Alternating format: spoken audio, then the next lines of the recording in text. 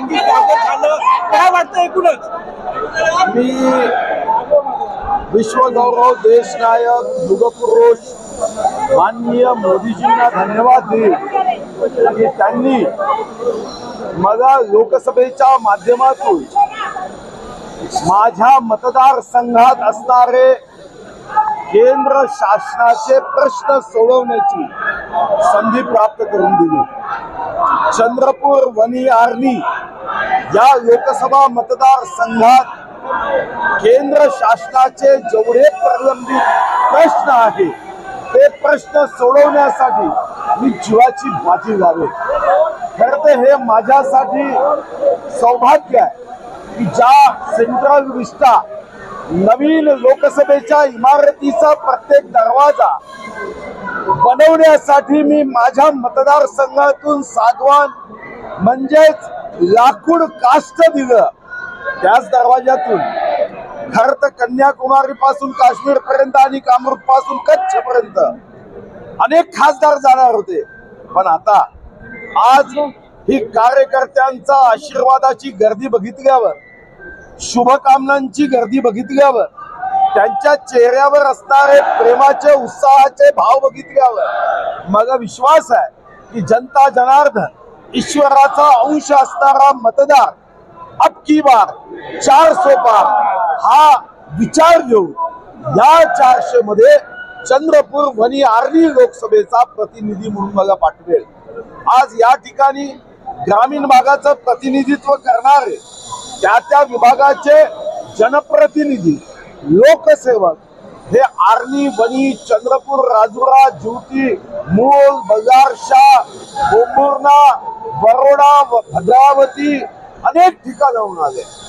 झरी जामणी पासून कार्यकर्ते स्नेह आणि प्रेम घेऊन आले आहे। त्यानंतर माझा विश्वास हा अजून दुणावलाय आणि मला विश्वास आहे की मी माझ्यासाठी निवडणूक लढवत नाहीये, मी लढवतोय विश्वगौरव देशनायक मोदीजींच्या संकल्पासाठी, ज्या संकल्पामध्ये गरीबों के सम्मान में, किसानों के सम्मान में, युवाओं के सम्मान में, महिलाओं के सम्मान में और भारत माता के सम्मान में भारतीय जनता पार्टी और मित्र पार्टी मैदान में यासाठी मी लढतो। एकीकडे भाजपचा मोठा नेता म्हणून तुम्ही चंद्रपूरच्या मैदानात आहे, तर दुसरीकडे काँग्रेसचा उमेदवार अजून डिसाईड होत नाही।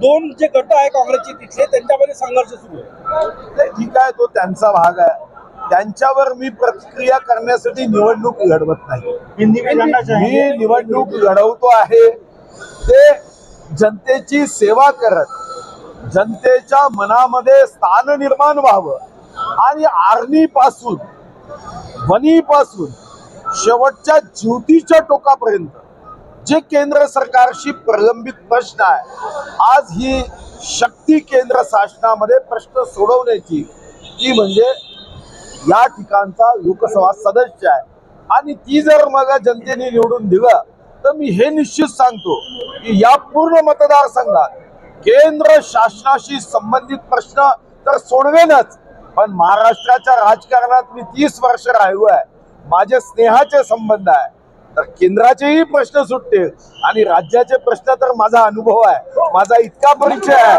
कुठेही प्रश्न नाही। महाराष्ट्राची लिस्ट जाहीर झालेली नाही अजून, बरेच मतदारसंघ जे आहे तिथले उमेदवार माहितीचे जाहीर झाले नाही, कधीपर्यंत होईल काय वाटतं? साधारणतः 2-3 दिवसात सर्व संपेल, उमेदवार या विषय राहणार नाही आणि त्याची पूर्वतयारी झाली आहे। आज काही बैठका होत आहे आणि मला विश्वास आहे या 2-3 दिवसात सूर्यप्रकाशा इतकं या ठिकाणच्या उमेदवाराची घोषणा स्पष्टपणे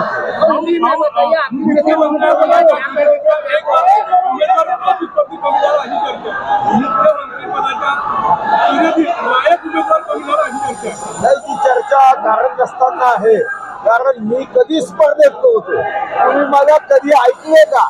कारण माझं ध्येय नेहमी कॉमन मॅन, सामान्य माणूस पदापेक्षा एखाद्या स्थानापेक्षा लोकांच्या हृदयातलं स्थान महत्वाचं आहे। जेव्हा मी 5 वर्षाच्या मुलाचं ऑपरेशन करून दिल्यावर त्या मुलाचा जीव वाचवल्यावर त्या आईच्या डोळ्यामध्ये जो भाव असतो, मला वाटतं की त्यापेक्षा मूल्यवान जगात काहीच असू शकत नाही. अशा हजारो आई बहिणीच्या डोळ्यातलं मूल्यवान तो भाव, त्यासाठी मी आयुष्य घडवलंय.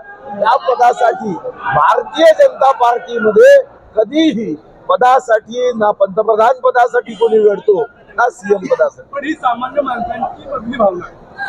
सामान्य माणसांची भावना ही प्रेमापोटी असेल तर त्यांना धन्यवाद. पण मी कुठेही असलो तरी जीव ओतून काम करतो. जो भी काम करो ईश्वर की अर्चना समजतो. भाऊ, मागच्या वेळेस जी सण राहिली होती, हा मतदारसंघ काँग्रेसने जिंकला होता आणि मागच्या 5 वर्षांच्या पद्धतीने बीजेपीने केंद्रीय नेत्यांपासून तिथे पाठवून काम केलं.